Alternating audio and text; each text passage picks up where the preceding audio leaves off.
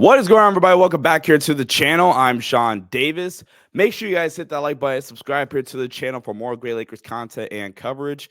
Under the weather past couple of days, like right after the stream, actually. So I do want to actually first start off by saying thank you to all the people that were on for the LA charity stream that we did a few days ago now. Excuse me, really appreciate all the people that tuned in for that. But now we're back in business here. Lakers back in action. Past couple of nights, they lose to the Spurs pretty embarrassingly in the second half of the game. They beat the Miami Heat last night. But I want to talk about this. The trademark ethic for the Lakers, I'm not all that optimistic about right now. I really do think that the market is a little limited right now. We saw yesterday with I want to say it was yesterday, the Phoenix Suns trading for Nick Richards, a guy that I've been a big fan of, and really have been kind of advocating and pushing the Lakers to potentially go try to acquire. The Phoenix Suns traded for Nick Richards. They wound up giving up 3 second-round picks, if I understand correctly. And they traded 3 second-round picks to go get Nick Richards and Josh Okogie. And when you look at it, that is the price that the Lakers have to pay to go get Josh Okogie. Sorry, not to go get Josh Okogie, but if that's the price the Lakers have to pay for a backup big at all in general, the Lakers, they don't have a lot of second-round picks. The Lakers actually only have 2 real second-round picks right now. Their 2027 second-round pick, they have 2. Actually, backtrack. The Lakers currently have 2 second-round picks for this season. They have their own pick for 2025, and they have the Clippers pick for 2025, both in the second round. 2027 is not technically theirs right now.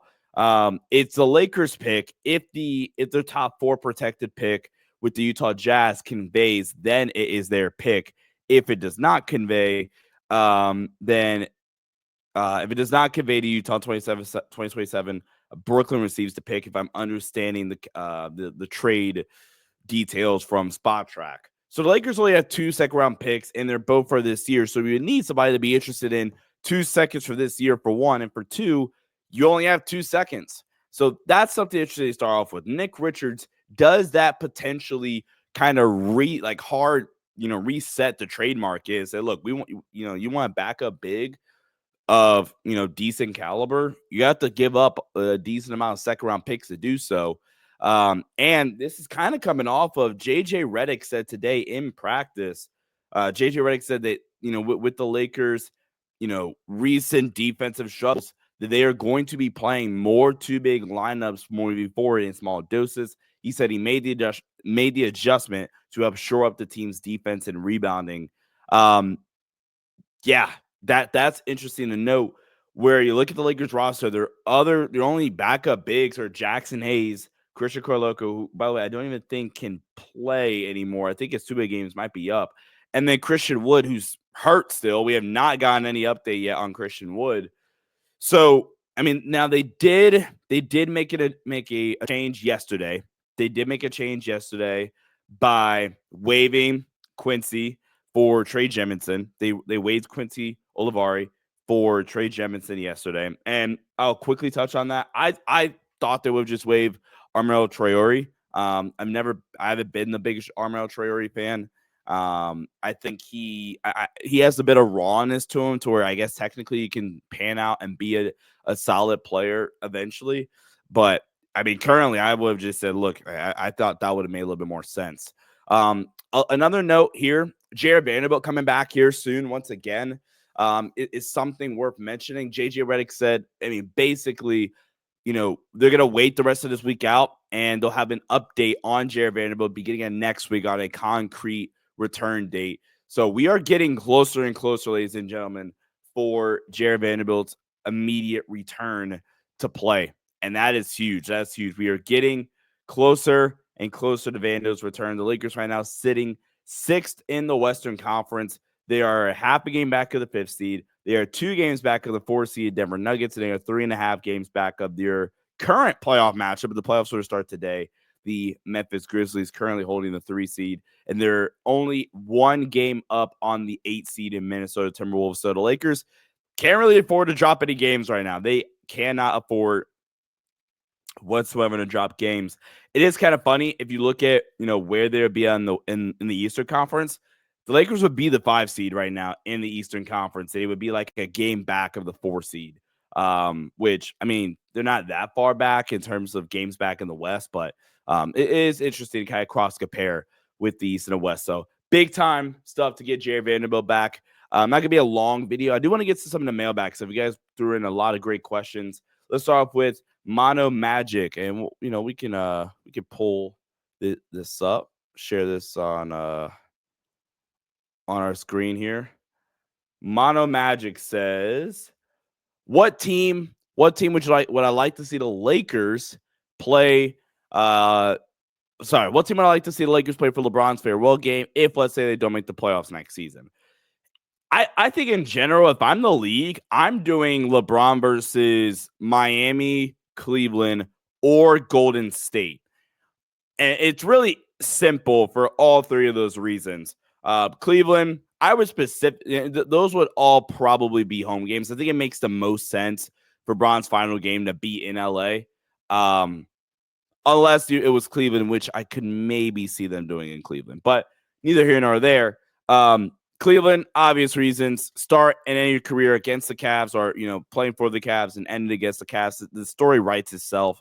Miami, I feel like, and this is interesting, LeBron's played more in LA now than Miami, right? And as a matter of fact, Bron's might have already played equal amount of time in LA than he did in his first stint in Cleveland. That might be right. Or it's maybe like by the time like his contract is over with here, it'll be more than the first stint in Cleveland, or the same amount as the first stint in Cleveland. But when you think of LeBron, you're going to think Miami or you're going to think Cleveland immediately because that's prime version of LeBron, or specifically like 2013 Bron, Miami, 2009 Bron, Cleveland, 2018 Bron, Cleveland, or 2017 Cleveland. You're going to think of those years first when you think of LeBron. So those two teams make a lot of sense. And at Golden State, one, because Bron, Steph always sells. Golden State Lakers always sells from a social media standpoint for the league.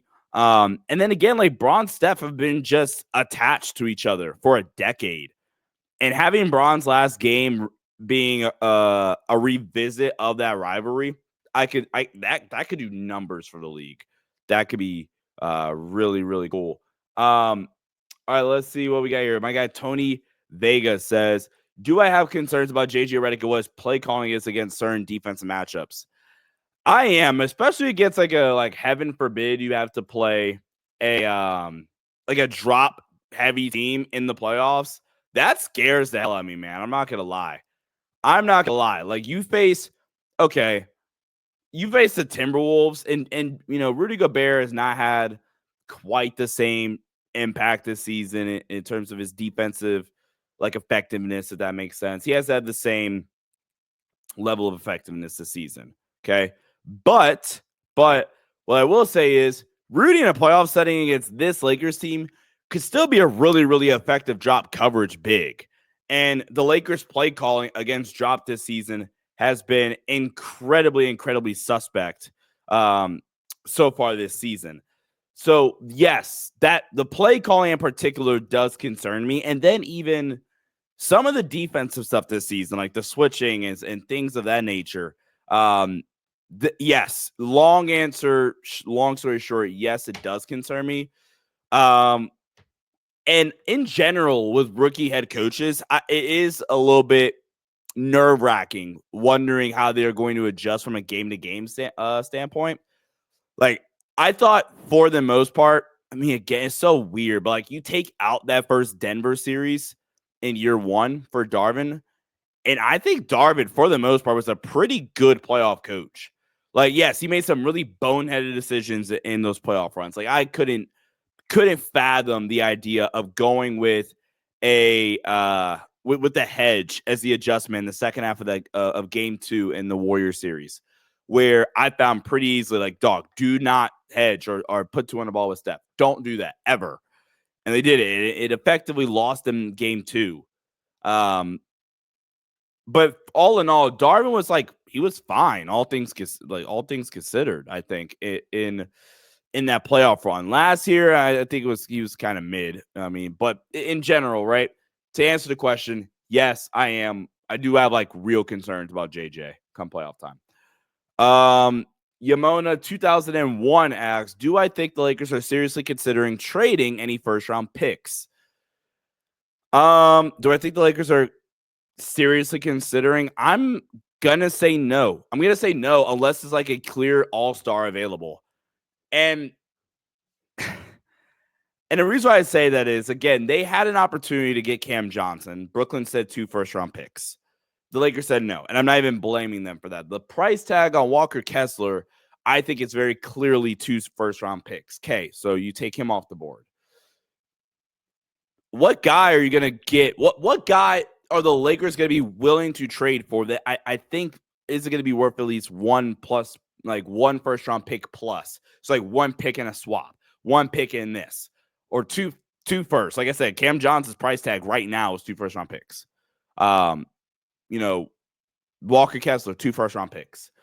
So with that being said, I think again, and I think Anthony Irwin made a point about this on the stream the other day.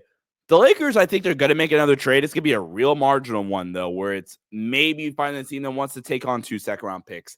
I hope they trade a first and a good deal. I do.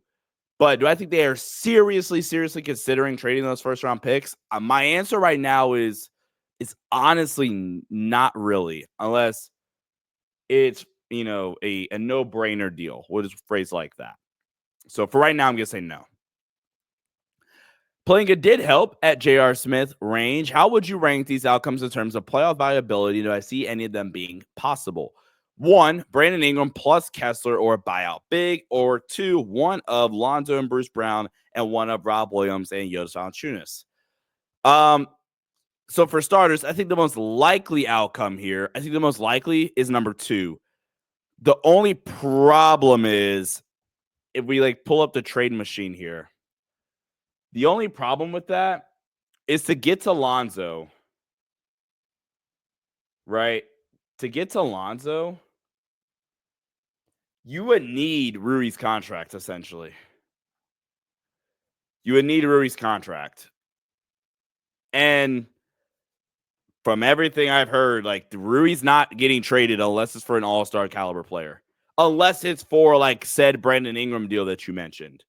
And you're not trading Gabe in that deal because in a perfect world, you're going to use Gabe's salary to go get Robert Williams. So that's the only tricky part about Alonzo and / Rob Will trade, which, by the way, that's the deal I make. That's the pair I'm doing. I'm doing Lonzo and Rob Will. Rob Will, if he's healthy, both of these guys have injury concerns, but if he's healthy, legit rim protector, legit rebounder, legit guy that can just be an innings eater, play 12 to 14 minutes a night off the bench. The first option, I just don't think you have enough salary or just enough assets in general. You're not going to have enough assets in general to pull off a BI and Kessler swap. And that's why I think that's just, not really going to happen. But my pick would be Lonzo and Rob Will. Brandon Ingram and Kessler rocks, but I don't think you have enough assets for it. Playoff viability for both. Brandon Ingram gives you another shot creator, which I think could be useful. And the Walker Kessler, obviously, we know his defensive capabilities. We know his screening. We know his rebounding ability, which will obviously have a big perk. Lonzo kind of fits more of a need than Brandon Ingram. Brandon Ingram, I honestly feel like would just be a luxury on this team. Lonzo, if he's all the way back right, feels like he fits a need more. Legit secondary playmaker offensively, but it can provide some defensive juice for your team. It can honestly save Austin a little bit, but also be max insurance in a way. So I do like that. And then Rob Will, we've already kind of talked about that. Just be an innings eater in the playoffs. Good drop big. I like that. Let's see. John, #Lake Show 2017 Lakers at Lakers season 824. Thoughts on how Max Christie's role and overall look will be in the playoffs? I think I wouldn't be surprised if Max's offensive production simply dwindled down to make catch and shoot threes in the corner. I don't think you're going to see a lot of the secondary stuff where it's catch and attack off the catch and things like that. I think they're going to really bottle up his offensive role and say, look, your job is to freaking stay in the corner and hit catch and shoot threes. off of skips from Austin, Braun, and AD. Almost said D'Lo for a sec.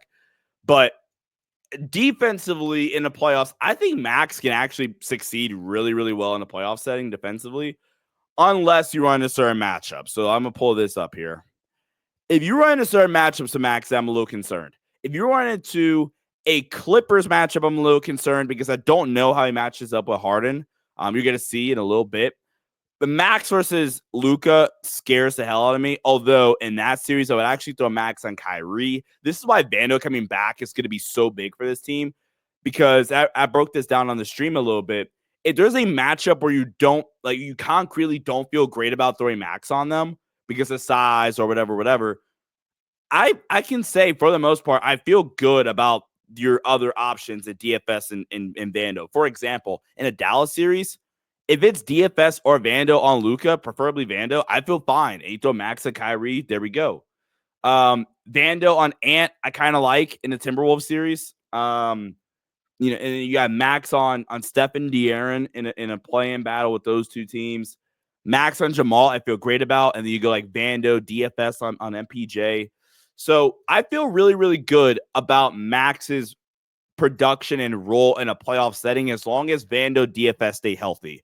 If one of those guys get banged up and now Max has to play up, like he has to play up, if that makes sense, then I get really, really concerned again if it's a Mavs series and you have to throw Max on Luka for an extended period of time or as his primary matchup. Then I get really, really concerned. But if you're fully healthy, I feel really, really confident about Max in a playoff setting. At Zach 23 attack. What do I think we need more? A defensive guard or a backup big? And if these are my two options, backup big. If the defensive guard is Lonzo, then again, you can maybe have a different conversation because I think Lonzo can bring you some secondary playmaking stuff that you just, quite frankly, don't have on the roster right now. But I think the answer, has to be backup big. It has to be backup big. You do not have a backup big on the roster that in a playoff setting, I feel good about it all. Okay. So for me, it has to be backup big. Last one, City Hoops. Do I agree with Tim / Cranches that the coaching staff is worse this year? Yeah, absolutely. I think I've broken that down well enough. But all right, guys, let me know what you guys think in the comment section below. Appreciate all the submissions for the AMA. We're going to be more consistent. I have another video dropping tomorrow. Thank you guys so much for watching, and I'll catch you guys in the next one. Peace out.